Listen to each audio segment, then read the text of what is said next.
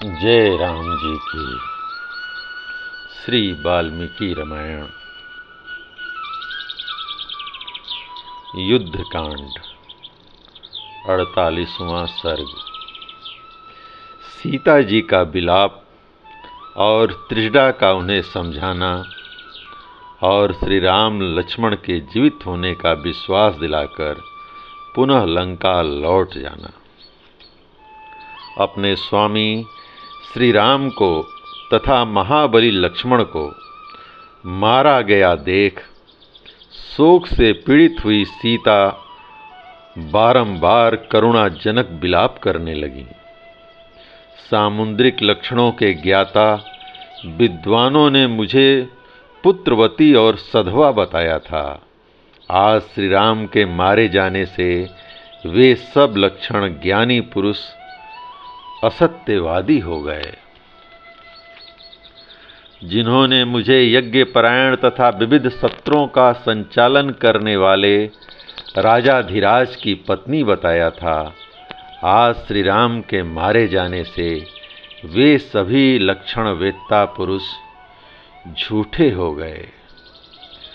जिन लोगों ने लक्षणों द्वारा मुझे वीर राजाओं की पत्नियों में पूजनीय और पति के द्वारा सम्मानित समझा था, आज श्री राम के न रहने से वे सभी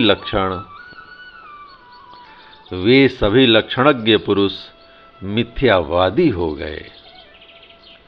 ज्योतिष शास्त्र के सिद्धांतों को जानने वाले जिन ब्राह्मणों ने मेरे सामने ही मुझे नित्य मंगलामयी कहा था, वे सभी लक्षणवेत्ता पुरुष आज श्री राम के मारे जाने पर असत्यवादी सिद्ध हो गए।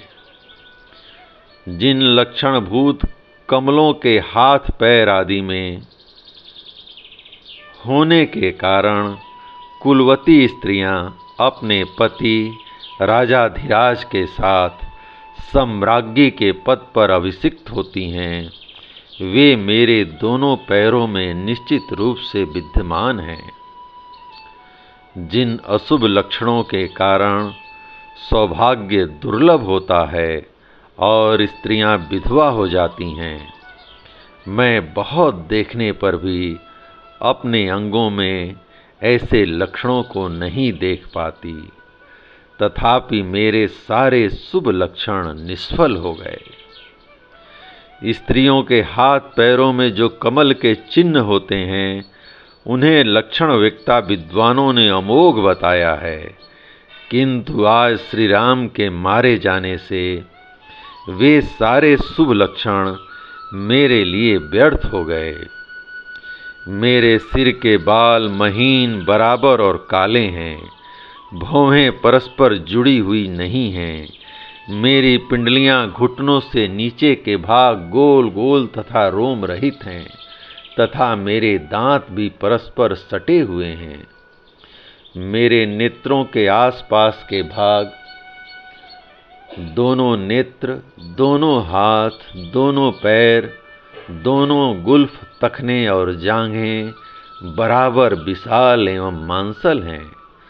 दोनों हाथों की उंगलियां बराबर एवं चिकनी हैं और उनके नख गोल एवं उतार चढ़ाव वाले हैं। मेरे दोनों स्तन परस्पर सटे हुए और स्थूल हैं, इनके अग्रभाग भीतर की ओर दबे हुए हैं। मेरी नाभि गहरी और उसके आसपास के भाग ऊंचे हैं, मेरे पार्श्वभाग तथा छाती मांसल हैं। मेरी अंग कांति खरादी हुई मणि के समान उज्ज्वल है, शरीर के रोएं कोमल हैं तथा पैरों की 10 उंगलियां और दोनों तलवे ये 12 पृथ्वी से अच्छी तरह सट जाते हैं। इन सब के कारण लक्षणज्ञों ने मुझे शुभ लक्षणा बताया था।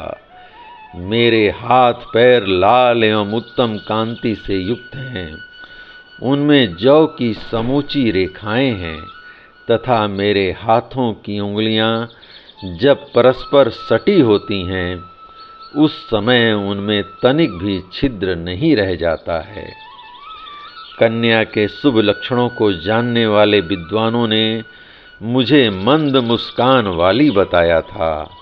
ज्योतिष के सिद्धांत को जानने वाले निपुण ब्राह्मणों ने यह बताया था कि मेरा पति के साथ राज्याभिषेक होगा, किंतु आज वे सारी बातें झूठी हो गईं।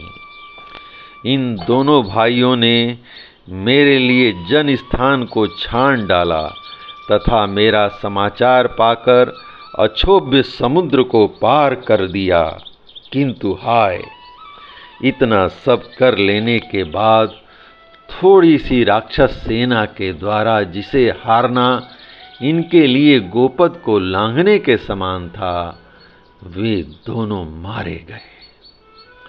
परंतु ये दोनों रघुवंशी बंधु तो वारुण, आग्नेय, ऐन्द्र, वायव्य, ब्रह्मशिर आदि अस्त्रों को भी जानते थे।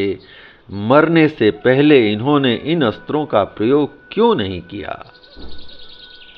मुझ अनाथा के रक्षक श्री राम और लक्ष्मण इंद्र तुल्य पराक्रमी थे, किंतु इंद्रजीत ने स्वयं माया से अदृश्य रहकर ही इन्हें रणभूमि में मार डाला है। अन्यथा युद्ध स्थल में इन श्री रघुनाथ जी के दृष्टि पथ में आकर कोई भी शत्रु वह मन के समान वेगशाली क्यों न हो, जीवित नहीं लौट सकता था। परंतु काल के लिए कुछ भी अधिक बोझ नहीं है, वह सब कुछ कर सकता है। उसके लिए दैव को भी जीतना विशेष कठिन नहीं है। इस काल के ही बस में पड़कर आज श्री राम अपने भाई के साथ मारे जाकर युद्ध भूमि में सो रहे हैं। मैं श्री राम, महारथी लक्ष्मण और अपने माता के लिए भी उतना ही शोक करती हूँ जितना अपनी तपस्विनी सासू जी के लिए कर रही हूँ। वे तो प्रतिदिन यही सोचती होंगी कि वह दिन कब आएगा जबकि वनवास का व्रत समाप्त करके वन से लौटे हुए श्री राम और लक्ष्मण और सीता को मैं देखूंगी।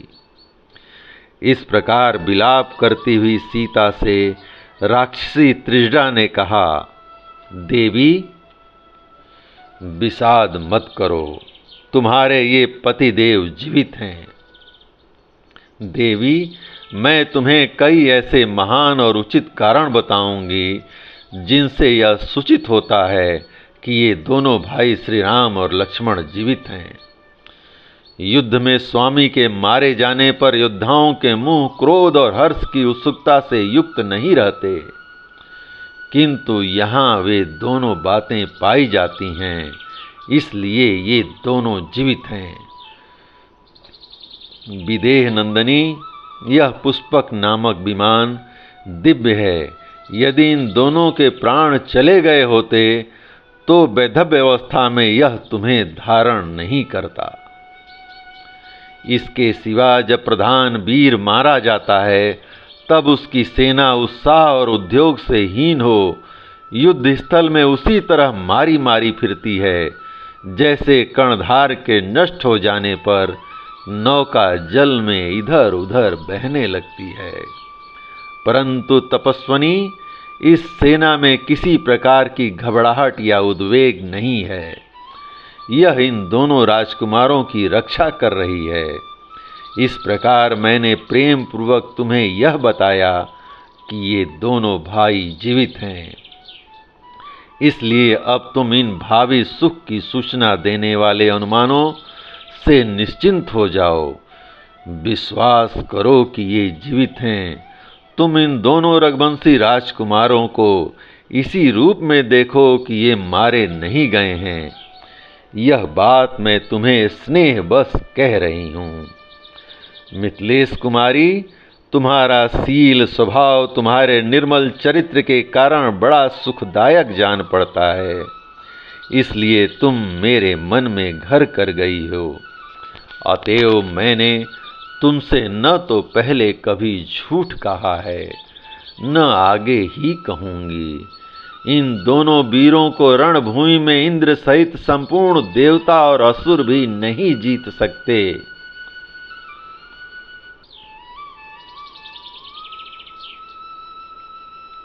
वैसा लक्षण देखकर ही मैंने तुमसे ये बातें कही हैं। मिथिलेश कुमारी, यह महान आश्चर्य की बात तो देखो, बाणों के लगने से ये अचेत होकर पड़े हैं, तो भी लक्ष्मी सहर शरीर की सहज कांति इनका त्याग नहीं कर रही है।